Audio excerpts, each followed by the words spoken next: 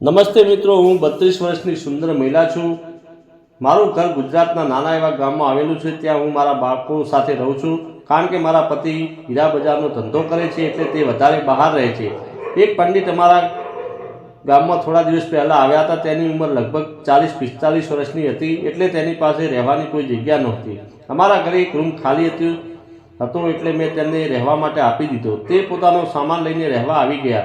શરૂઆતમાં થોડો સામાન તો બધું બરાબર ચાલ્યું, પરંતુ એક દિવસ બપોરે હું તેની માટે જમવાનું લઈને ગઈ, અને જ્યારે હું જમવાનું નીચે મૂકવા જતી હતી તો મારી સાડીનો પલ્લું નીચે પડી ગયો, અને મેં જોયું કે પંડિતજીની નજર મારા ઉપર હતી।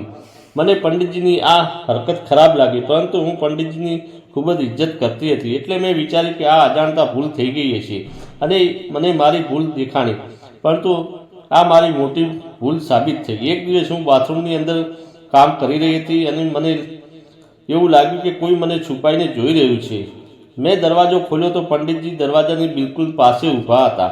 મને પંડિતજીની હરકત ઉપર થોડોક શક થવા લાગ્યો, અને મનમાં એક ડર પણ લાગવા લાગ્યો, પરંતુ મેં પંડિતજીને કંઈ કહ્યું નહીં। બીજે દિવસે સાંજે હું મારા બાળકો સાથે મારા રૂમમાં આરામ કરી રહી હતી। અચાનક રાતે 1 વાગે મારી આંખ ખુલી ગઈ। હું મારા રૂમમાંથી બહાર આવી તો જોયું કે પંડિતજીના રૂમની લાઇટ ચાલુ હતી।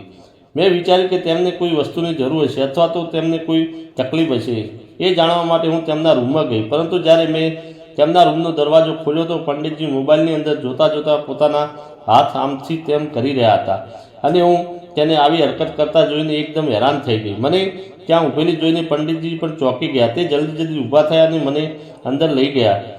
તેણે દરવાજો બંધ કર્યો। હું તેના આવા વ્યવહારથી ખૂબ જ ડરી ગઈ હતી। મેં અવાજ કરીને બાજુમાંથી માણસોને બોલાવવાની કોશિશ કરી, પરંતુ પંડિતજીએ મારા મોઢા ઉપર તેનો હાથ મૂકીને મારું મોઢું બંધ કરી દીધું, અને મોબાઈલ મારી સામે રાખીને મને બતાવવા લાગ્યા। તેની અંદર જોઈને મારા પગ નીચેથી જમીન નીકળી ગઈ, કારણ કે તે વિડીયોની અંદર હું જ્યારે બાથરૂમમાં કામ કરી રહી હતી તેની ક્લિપ હતી। પંડિતજીએ વિડીયો ડિલીટ કરવા માટે હું હાથ જોડવા લાગી, તો તેણે કહ્યું, આ વિડીયો ડિલીટ કરી દઈશ, પરંતુ તેના બદલે મારે તારી પાસે થોડી આશા છે। મેં તેને કહ્યું, બોલો, તમારે શું જોઈએ છે? તો પંડિતજી બોલ્યા, મને એક વખત તું ખૂબ જ ખુશ કરી દે, અને આ વાત કોઈને કહીશ નહીં, નહીંતર આ વિડીયો વોટ્સઅપ ઉપર વાયરલ કરી નાખીશ, અને તારી બદનામી થઈ જશે।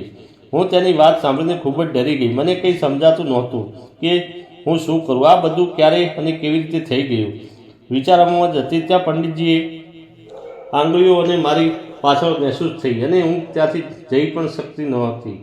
મેં તેની પાસે હાથ જોડ્યા અને મને દયા જવા દો તેવી વિનંતી કરવા લાગી। ત્યારે પંડિતજી પણ પોતાની ભૂલનો અહેસાસ થયો, પરંતુ હવે ખૂબ મોડું થઈ ગયું હતું। તેણે મારી એક પણ વાત ન સાંભળી, અને લાઇટ બંધ કરી દીધી, અને મને પણ જગાડી દીધી। થોડી વાર પછી મેં તેને રડતા રડતા કહ્યું, પંડિતજી, હવે વિડીયો ડિલીટ કરી દો।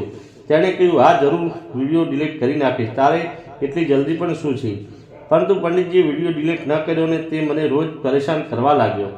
રોજ આવું કામ કરવાથી હું પરેશાન થઈ ગઈ। એક દિવસ મેં બધી વાત મારી સહેલીને બતાવી દીધી।